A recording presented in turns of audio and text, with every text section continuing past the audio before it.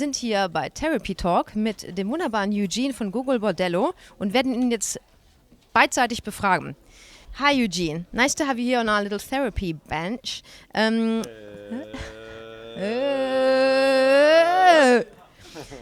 So, we're going to take a little trip into the past. What did your parents say when they sort of found out that you're going to a musical direction? My musical direction? Yeah, like a professional musician, that you're going to earn your money with making music? Well, it's not like they had any choice, you know. And they said probably, fuck yeah. Could you describe the perfect off day when you don't have to work on stage or stay on stage? It's not necessary for me. First of all, I don't view being on stage as work. Maybe traveling around that sometimes sounds and feels like work. But I really do not feel any kind of work vibe. In general, I'm against work as an idea, you know. It's just against being on a planet, actually. It's an idea like procreated and propagated by people, you know, by governments to keep people down. But work is absolutely unnecessary for human existence. What happens on stage is more of a like physical,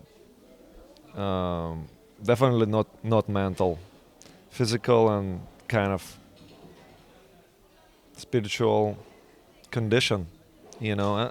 Music, that's what music is really all about. It's about being now. It's about being here. I travel the world looking for lovers of the ultimate beauty, but never selling.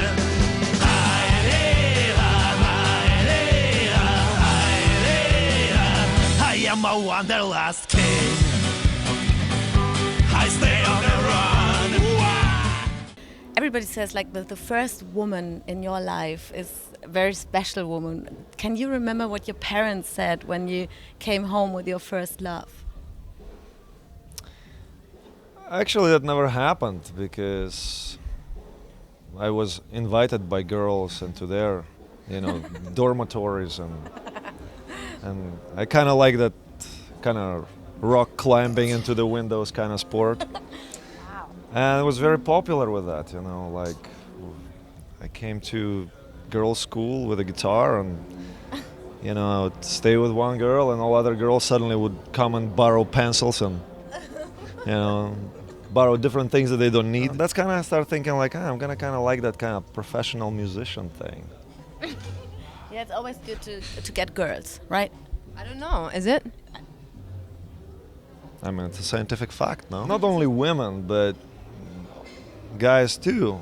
Really, the reason why they get addicted to rock and roll or any other kind of music live, or alpinism, or race car driving, or sex, is really the reason all the same. Is getting addicted to a situation when the thought process seems to go away and you're kind of being in a realm of who you really actually are without your you know, thinking about yesterday. And that's why I didn't want to take a trip into yesterday, because I'm not a very nostalgic person. I have a great past. Do I need to revisit it? No. You know, I moved 3 times around in my life, like massively. I'm talking about from Ukraine to New York to Brazil. And I love it. And I dropped so much luggage and baggage off that I think that's one of the reasons why I remain to be so light and really, feeling really good on this planet. Sounds good. So you have no old pictures or nothing? I do, but I don't indulge in it. I don't feel the need to indulge in that. You know, and I think music, especially kind of music that we play, or any particularly real rock and roll music, I'm talking about like, you know, intense rock and roll music that's verges on, takes up your whole body and your whole being. That's what, you know, that's what people want. We're like guides for people into that condition. They come and see that to really experience freedom of being when there is no torment of the mind.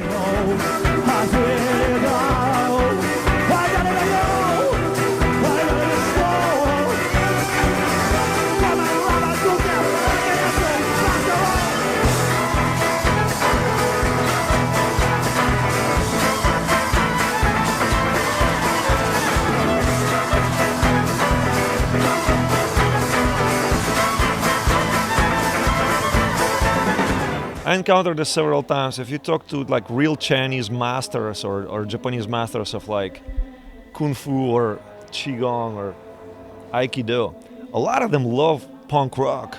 Like the guy who was like 70 years old and he loves the Stooges and Gogol Bordello. Why is it?